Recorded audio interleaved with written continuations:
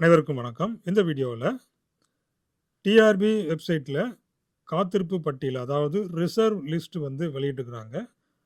அது என்ன, அந்த ரிசர்வ் லிஸ்ட்டு அதனுடைய டீட்டெயில்ஸ் என்ன அப்படிங்கிறத நம்ம இந்த வீடியோவில் பார்க்கலாம். அதாவது பிஜிடிஆர்பி அதே போல் இந்த பிடி அசிஸ்டன்ட் இந்த ரெண்டுக்குமே ரிசர்வ் லிஸ்ட் வந்து வெளியிட்டிருக்கிறாங்க. அப்போ அந்த ரிசர்வ் லிஸ்ட்டில் யார் யாருடைய நம்பர்ஸ்லாம் இருக்குது அப்படிங்கிறதையும் நம்ம இந்த வீடியோவில் பார்க்க போகிறோம். இப்போ தான் என்னுடைய சேனலுக்கு நீங்கள் புதுசுனா என்னுடைய சேனலை நீங்கள் சப்ஸ்கிரைப் பண்ணிவிடுங்க. டிஆர்பி, டிஎன்பிஎஸ்சி, கெமிஸ்ட்ரி சம்மந்தமான எல்லா நியூஸும் உங்களுக்கு உடனுக்குடன் வந்து சேரும். வாங்க இப்போ நம்ம இந்த ரிசர்வ் லிஸ்ட்டில் என்னென்ன கொடுத்துக்கிறாங்க அப்படிங்கிறத நம்ம பார்த்துடலாம்.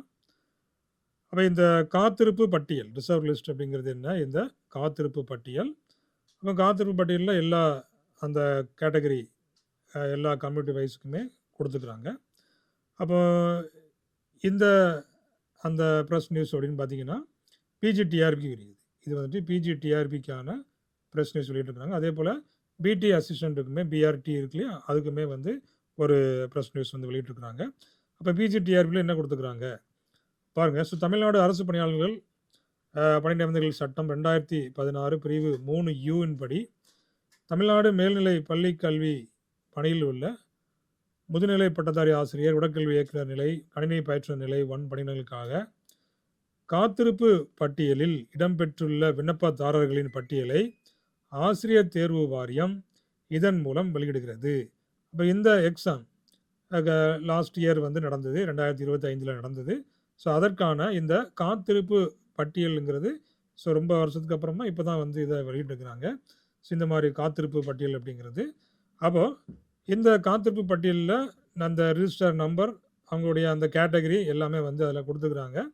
அப்போ இந்த காத்திருப்பு, அதாவது காத்திருப்பு பட்டியலில் உள்ள விண்ணப்பதாரர்களின் நிலை அவர்களின் பதிவெண் அடிப்படையில் வழங்கப்பட்டுள்ளது. பாருங்கள், காத்திருப்பு பட்டியலில் இடம்பெற்றுள்ள விண்ணப்பதாரர்கள் சம்பந்தப்பட்ட துறை தலைவரிடமிருந்து பரிந்துரை பெற்ற பின்னரே கீழ்கண்ட காரணங்கள் ஏற்படும் காலி பணியிடங்களுக்கு அவரவர் ஒதுக்கீட்டு பிரிவின் அடிப்படையில் பரிசீலிக்கப்படுவார்கள். அப்போ அந்த ஏற்கனவே வந்து போஸ்டிங் போட்டாங்க இல்லையா, பிஜிடிஆர்பிக்கு வந்துட்டு 2025 எக்ஸாம் நடந்தது. அதுக்கான போஸ்டிங் வந்துட்டு ஏற்கனவே போட்டாச்சு. இப்போ அதில் அந்த ஏற்கனவே போட்டிருப்பாங்க இல்லையா, அதில் இருந்துட்டு இப்போ தேர்வு செய்யப்பட்ட விண்ணப்பதாரர்கள் பணியில் சேராதிருத்தல், அவங்களுக்கு வந்து போஸ்டிங் கிடச்சிருக்கும். பிஜிடிஆர்பி அதில் வந்து சிவி போயிட்டு அதில் வந்து போஸ்டிங் கிடச்சிருக்கும். ஸோ அவங்க வந்துட்டு சப்போஸ் வேற ஒரு எக்ஸாம் எழுதி அந்த எக்ஸாமுக்கு அவங்க வந்துட்டு போயிருக்கலாம், இல்லைன்னா வேறு ஏதாவது காரணங்களுக்காக பணியில் சேராமல் இருக்கலாம். ஸோ அப்படி இருந்துச்சுன்னா ஸோ அந்த கேட்டகரிக்கு பதிலாக இன்னொரு கேட்டகரியில் அதே கேட்டகரியில் உள்ளவங்களாம் என்ன பண்ணுவாங்க, அந்த போஸ்டிங்க்கு போடலாம். இந்த ரிசர்வ் லிஸ்ட்டில் இருப்பாங்க இல்லையா, அவங்க அந்த வேக்கண்ட்டுக்கு இவங்க வந்து எலிஜிபிள் அப்படிங்கிறத சொல்லியிருக்கிறாங்க. தேர்வு செய்யப்பட்டு பணியில் சேர்ந்த பின்னர் பணியை விட்டு விலகுதல். சப்போஸ் வந்துட்டு அந்த போஸ்டிங்கில் வந்து இப்போ பிஜிடிஆர்பி கெமிஸ்ட்ரி அதில் ஒரு வேக்கண்டில் அவங்க வந்து ஜாயின் பண்ணியிருப்பாங்க. பின்ன அதை விட ஒரு நல்ல போஸ்டிங் கிடச்சிருக்கும் அப்படின்னு சொல்லிட்டு அதை கேன்சல் பண்ணிவிட்டு வேற ஒரு போஸ்டிங் போயிருக்கலாம், இல்லைனா அந்த பதவியை வந்து என்ன பண்ணியிருக்கலாம், ரிசைன் பண்ணிவிட்டு போயிருக்கலாம். ஸோ அந்த மாதிரி ஏதாவது ஒரு வேக்கண்ட் கிடந்துச்சுன்னா அதில் இந்த ரிசர்வ் லிஸ்ட்டில் உள்ளவங்களை போடுறதுக்காக இந்த ஒரு அறிவிப்பை வெளியிட்டிருக்கிறாங்க. தேர்வு செய்யப்பட்ட விண்ணப்பதாரர்களின் தற்காலிக தேர்வு ஏதேனும் காரணத்தால் ரத்து செய்யப்படுதல். சப்போஸ் தேர்வு செய்யப்பட்ட விண்ணப்பதாரர் இருக்காங்க இல்லையா, அதில் தற்காலிக தேர்வு வந்து பண்ணியிருப்பாங்க, அதுக்கப்புறமா அவங்களுடைய அந்த பணி நியமனத்தை ரத்து செய்தால் அதில் இவங்க இணைச்சுவாங்க, போஸ்டிங் போடுவாங்க. பாருங்க, அப்போ இந்த ரிசர்வ் லிஸ்ட் எது வரைக்கும் தான் செல்லும் அப்படிங்கிறதையும் கொடுத்துட்டாங்க. ஸோ அதே பதவிக்கான அடுத்த ஆட்சேர்ப்பில் வழக்கமான தேர்வு பட்டியல் தயாரிக்கப்படும் வரை இக்காத்திருப்பு பட்டியல் நடைமுறையில் இருக்கும். அதாவது இந்த இந்த நோட்டிஃபிகேஷன் இருக்கு இல்லையா, 2/2025 நோட்டிஃபிகேஷன் இருக்கு இல்லையா, ஸோ 10/7/2025 மூலம் அறிவிக்கப்பட்ட காலி பணியிடங்களுக்கு மட்டுமே இக்காத்திருப்பு பட்டியல் பயன்படுத்தப்படும் என்பதாக தெளிவாக அறிவிக்கப்படுகிறது. இதுக்கு அப்புறம் நீ அடுத்த எக்ஸாம் வரும் பாருங்கள், அடுத்த எக்ஸாமில் இந்த ரிசர்வ் லிஸ்ட் பார்த்தீங்கன்னா செல்லாது.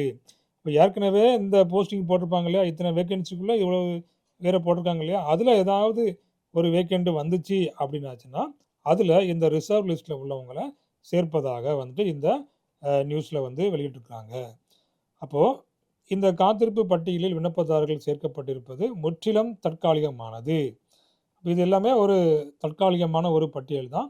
அதாவது சப்போஸ் வந்துட்டு கோர்ட்டில் ஏதாவது நிலுவையில் உள்ள வழக்குகளின் இறுதி தீர்ப்புக்கு உட்பட்டதாகும். ஏதாவது தீர்ப்பு வந்து மாறி வந்துச்சு அப்படின்னாச்சுன்னா அதுக்கு ஏற்றாற் போல செயல்படுத்தப்படும் அப்படிங்கிறதையும் சொல்லியிருக்கிறாங்க. அப்போ இந்த ரிசர்வ் லிஸ்ட்டை வந்து ரொம்ப கவனமாக வந்து தயார் பண்ணியிருக்கிறாங்க. எனினும் இதில் ஏதாவது தவறுகள் இருந்தாலும் திருத்திக் கொள்ளும் உரிமை டிஆர்பிக்கு வந்துட்டு உரிமை உண்டு அப்படிங்கிறதையும் இதில் வந்துட்டு சொல்லியிருக்கிறாங்க. அப்போ இந்த ரிசர்வ் லிஸ்ட்டு பார்த்திங்கன்னா ஏதாவது வேக்கண்ட் உருவாச்சு ஏற்கனவே போட்ட போஸ்டிங்கில் ஏதாவது ஒரு காலி பண்ணணும் வந்துச்சுன்னா தான் என்ன செய்ய முடியும், இந்த ரிசர்வ் லிஸ்ட்டில் உள்ளவங்கள அந்த போஸ்டிங்க்கு போட முடியும். சரிங்களா? அப்போ இதுவும் பார்த்திங்கன்னா இந்த நோட்டிஃபிகேஷனில் உள்ள வேகன்சிக்கு மட்டும்தான் பொருந்தும் அப்படிங்கிறதையும் கொடுத்துக்கிறாங்க. ஸோ அடுத்த லிஸ்ட் தயார் பண்ணுவாங்க இல்லையா, வேக்கண்ட் எங்கெல்லாம் இருக்குங்கிறத தயார் பண்ணுவாங்க இல்லையா, ஸோ அதுக்கு இந்த ரிசர்வ் லிஸ்ட்டு வந்துட்டு செல்லுபடி ஆகாது. சரிங்களா? அப்போ இந்த ரிசர்வ் லிஸ்ட்டில் யாரெல்லாம் இருக்கிறா அப்படிங்கிறத நம்ம இப்போ பார்த்துடலாம். இப்போ இதில் பார்த்தீங்கன்னா இந்த PG assistant physical director grade 1 computer instructor grade 1. அப்போ அதில் பார்த்தீங்கன்னா ரிசர்வ் லிஸ்ட்டு 25% கெமிஸ்ட்ரி.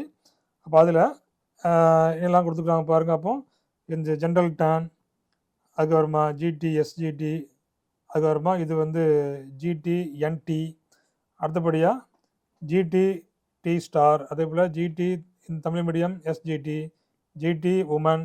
ஸோ இந்த மாதிரி ஒவ்வொரு கேட்டகரியிலையும் பார்த்திங்கன்னா அந்த நம்பரோடு கொடுத்துட்டாங்க.